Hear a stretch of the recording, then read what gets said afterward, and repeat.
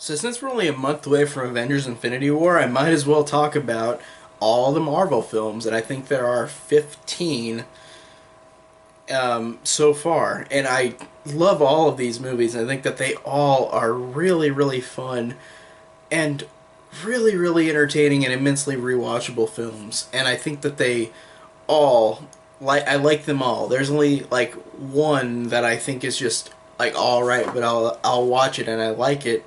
But overall, I either like or immensely love some of these movies. Some of these movies are some of my favorite movies ever, some of my favorite superhero movies ever.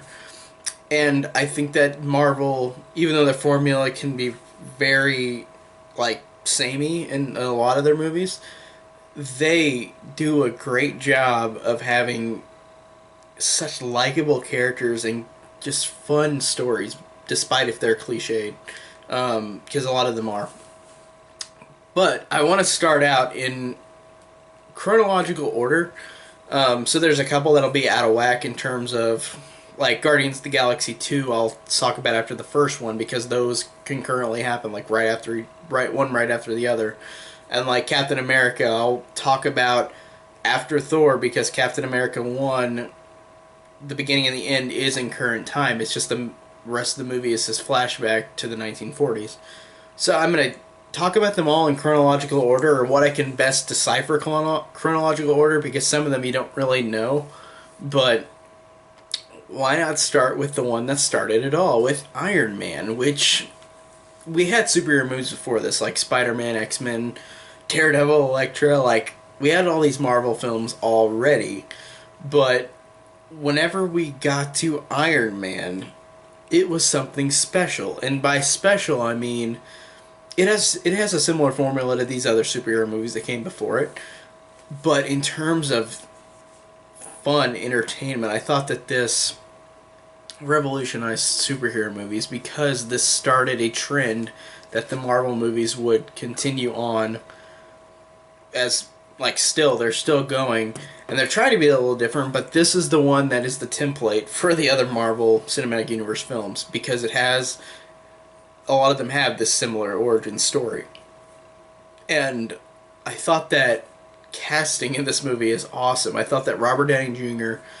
was perfect as Tony Stark. He is like Hugh Jackman's Wolverine. Like, he is irreplaceable.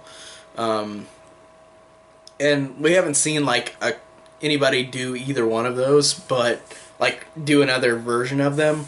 But I feel like people are gonna immediately say no because he is really damn good. Robert Downey Jr. Like, he sells this character, and I haven't even read the Iron Man comics, but I know that he is Tony Stark is supposed to be this snarky person. Like, he is supposed to be this type of billionaire snarky character, and I think that the way that Robert Downey Jr. does it on screen, like, he is perfect, and he works so well in this movie, and all the other movies he's been in Marvel wise, even though I'm in a lot of other non-Marvel movies, but this is what people remember him for now. Like, this is his signature thing, his signature role.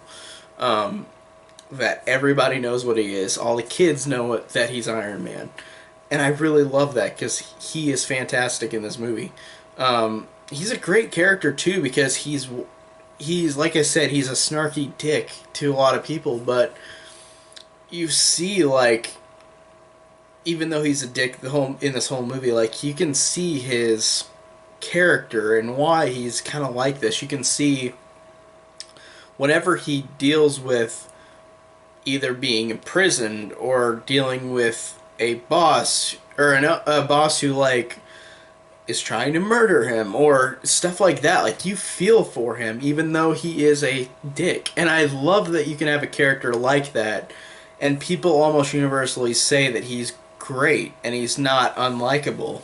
It's just because of Robert Downey Jr. I think he does a great job. And like I said, the character of Tony Stark is really cool. Just how he, like I said, how he changes in this movie from going, like, from all the stuff he encounters, being imprisoned and then having his boss try to murder him. It works well because it just shows how this character, you root for him even though he's a jerk. And I think that that's really cool that people still love him despite that. And I do too, of course. but he works so well in this movie. All the casting is great in this movie. Jeff Bridges as Obadiah Stane was really a great first villain in the Marvel universe. Like he's not anything special in terms of his character being something like unique. Like the villain characters in these movies are usually pretty quote unquote bland. Depends on who the actors are, but I think that Jeff Bridges is really good. I think is this really slimy guy who just wants to take over Stark Industries, and like I like his showing him, like, I mean, even though it's Tony Stark's story, you see how evil this guy is, and I like how the lengths he goes to try to get Tony Stark, and I think that it really works for because of the acting, especially because Jeff Bridges is Jeff Bridges, of course. So that's a good enough reason for me. But he's just really great in this role. And Gwyneth Paltrow is good as Pepper Potts. I think that she, like Tony Stark, is very snarky. And I like that she is not the quote unquote just love interest, and I feel like that's a cliche that Marvel has done in these movies, but I liked how Pepper Potts was not that. I thought that she was good on being something, like she did stuff on her own volition. She didn't have to be there with Tony, and I liked how it wasn't truly a romance. They just had a tiny little spark together, but the confliction between Tony Stark being Tony Stark and her not being around him much, and then whenever they help each other out in the end, I think it's great because it's not like they formed a giant, like they have a bond, but it's not like they formed like a romantic thing yet, because it didn't need to be, and I think that it builds up better to the other movies with that. And I liked how this first one, it didn't have to have a romantic thing. It just was like it was subtle. It was there, but it wasn't supposed to be that. And I thought that was really cool. Like I really liked her too. Gwyneth Paltrow was great, and Terrence Howard. Um, let's talk about the elephant in the room. Terrence Howard is good in this movie. I like him.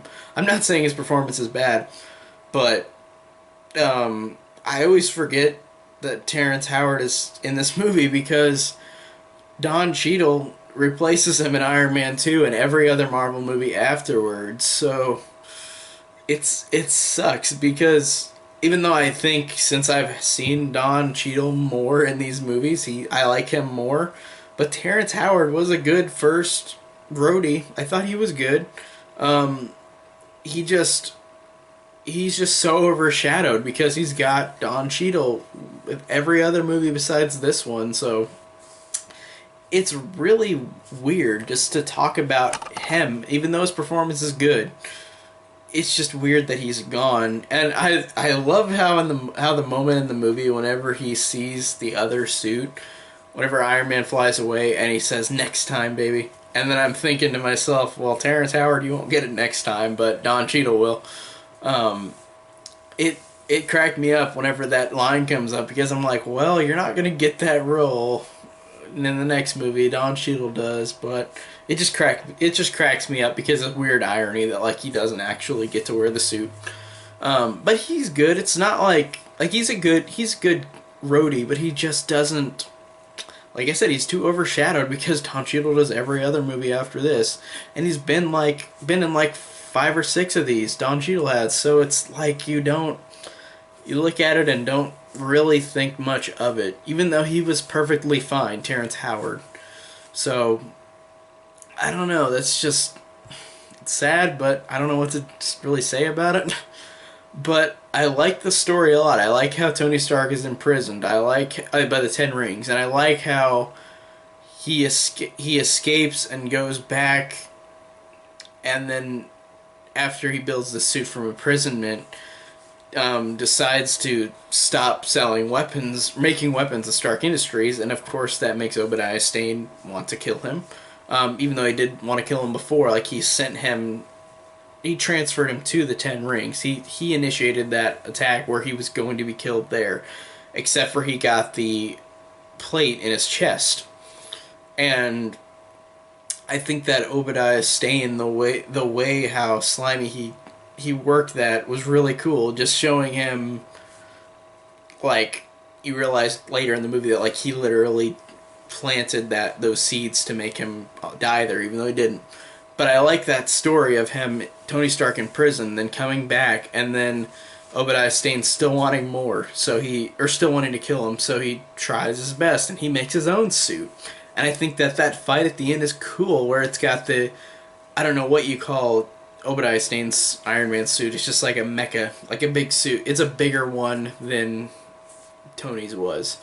But I think it's really cool, and I think that the final battle was fun, and it definitely, I don't think it's the best, like, end of the Marvel movies, or ending, but I think that it was good. It was solid. I really did like the very ending, the last scene of the movie, like the very ending of it. I thought that was really awesome. That I don't know how the comics are like with Iron Man, but I wonder if they completely just wanted to say "fuck you" to like hiding your identity, because in the Marvel universe, it feels like I feel like people aren't really hiding their identity anymore, or not trying to. And in the comics, it seemed like that would be a bigger thing. But I loved that ending, and I loved how Tony Stark, like Phil Coulson, who's introduced in this too, tells Tony Stark to read these lines, like, you were on a yacht, and like your suit got destroyed with Obadiah Stane. And then I liked how Tony Stark, being Tony Stark, was about to say the whole thing, like the lie about it to everybody. But then he just says, "I am Iron Man," and then the movie ends. And I think that's awesome that because superhero movies up to that point, I don't think there are really any of them that would do that, to where the superhero would reveal his identity to the public. Because like the X-Men movies, they were in hiding, and Spider-Man, he was hiding except for like a couple people knew in the first three Spider-Man films. And like Daredevil and Elektra, they were hidden from the world. Blade, yeah, he was kind of hidden too. So it's like they didn't have this kind of thing before, and I really loved how they did that at the end, where he just said to the world, like, "I'm Iron Man," and it has repercussions later in the franchise. But I love that. I love how that plants the seeds for things later down the road, especially Iron Man 2 and 3. Like, it really connects to that with this ending, with the last line at the end of the movie. I think that's great. So overall, I just think that Iron Man still holds up. It is still a fun, fantastic ride. It is still one of the best MCU movies.